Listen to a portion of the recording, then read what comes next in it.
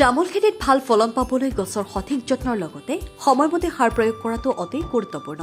কৃষি বিশেষজ্ঞসকলৰ মতে তামোল গছত বছৰত দুবাৰকৈ সাৰ প্ৰয়োগ কৰিলে গছৰ বৃদ্ধি শক্তিশালী হয় আৰু উৎপাদন বৃদ্ধি পোৱাত সহায় কৰে। প্ৰথমবাৰ জুন-জুলাই মাহত অৰ্থাৎ বাৰিষাৰ আৰম্ভণিতে আৰু দ্বিতীয়বাৰ নৱেম্বৰ-ডিচেম্বৰ মাহত বাৰিষাৰ শেষৰ ফালে সাৰ প্ৰয়োগ কৰিব লাগে। 5 বছৰ বা তাতোকৈ অধিক বয়সৰ প্ৰতিজোপা তামোল গছত 100 গ্ৰাম নাইট্ৰজেন, 40 গ্ৰাম ফছফৰাছ আৰু 140 গ্ৰাম পটাছ সাৰ প্ৰয়োগ কৰাটো উপযোগী। ইয়াৰ লগতে প্ৰতিজোপা গছত 10 পৰা 15 কিলোগ্ৰাম পচন সাৰ বা শুকান গোবৰ দিলে মাটিৰ উৰ্বৰতা বৃদ্ধি পায় আৰু গছৰ সুস্থ বিকাশত সহায় কৰে। 5 বছৰৰ তলৰ পুলি গছত এই পৰিমাণৰ আধা সাৰ প্ৰয়োগ কৰিব লাগে। সাৰ প্ৰয়োগৰ সময়ত গছৰ গুৰিৰ পৰা প্ৰায় 1 পৰা 1.5 মিটাৰ আঁতৰত ঘূৰণীয়াকৈ 15-20 চেণ্টিমিটাৰ দ নলা খান্দি সাৰখিনি মাটিৰ সৈতে ভালদৰে মিহলাই দিব লাগে।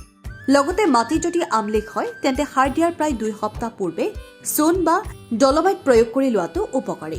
সঠিক পদ্ধতিৰে সাৰ প্ৰয়োগ কৰিলে তামোল গছৰ স্বাস্থ্য ভালে থকাৰ লগতে কৃষকে অধিক উৎপাদনৰ আশা কৰিব পাৰে।